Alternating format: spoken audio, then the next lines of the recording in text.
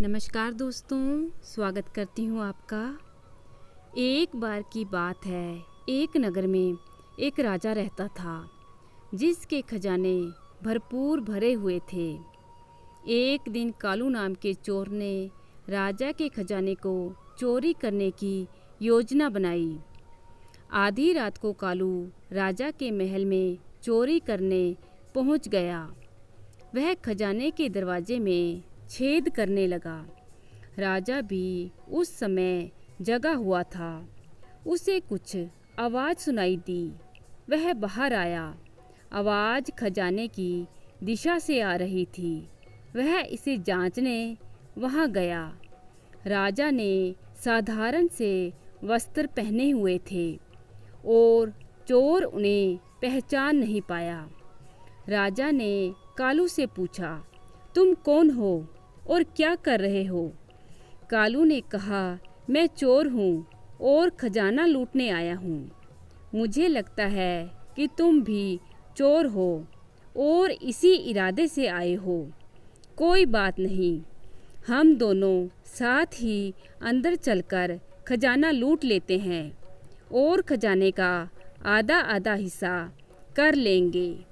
उन्होंने ऐसा ही किया और खजाने का सारा पैसा और जवाहरात लूटकर आधा आधा बांट लिया। वहाँ पर हीरे के 3 टुकड़े भी पड़े हुए थे।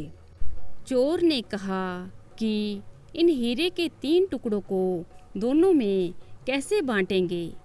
तब राजा ने सुझाव दिया कि हम इन 3 हीरे के टुकड़ों में से एक गरीब राजा के लिए छोड़ देते हैं और एक एक हम रख लेते हैं। चोर इस बात पर राजी हो गया। जब चोर अपना हिस्सा लेकर जाने लगा, तब राजा ने उससे उसका नाम और पता पूछा। कालू ने सच बोलने की कसम खा रखी थी, इसलिए उसने सब कुछ सच सच बता दिया। राजा ने अपना हिस्सा लिया और उसे अपने कमरे में छुपा दिया। अगले दिन सुबह उसने अपने प्रमुख मंत्री को खजाने का निरीक्षण करने के लिए कहा।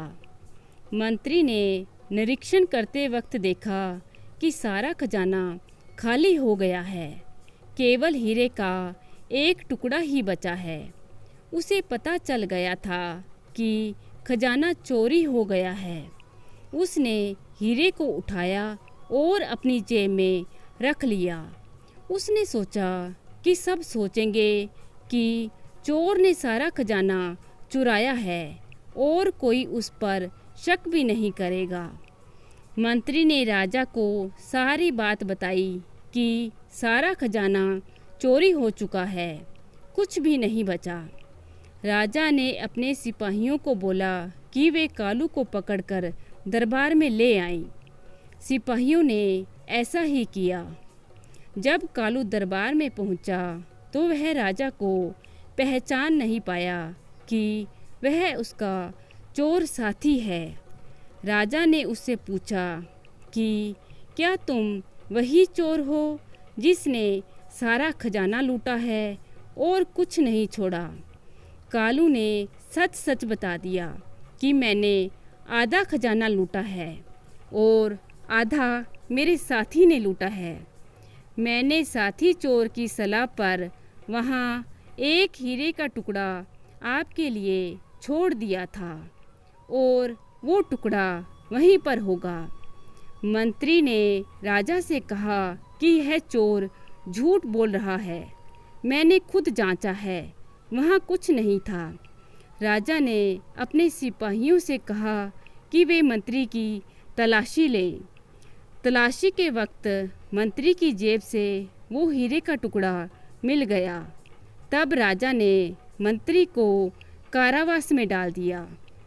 कालू ने चोर होते हुए भी सच बोला, जबकि मंत्री ने न केवल चोरी की बल्कि झूठ भी बोला।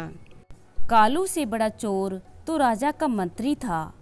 इस प्रकार राजा ने अपनी चतुराई से अपना खजाना भी बचा लिया और अपने मंत्री की वफादारी के बारे में पता भी लगा लिया।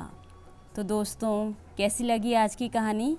आशा करती हूँ कहानी पसंद करेंगे। धन्यवाद।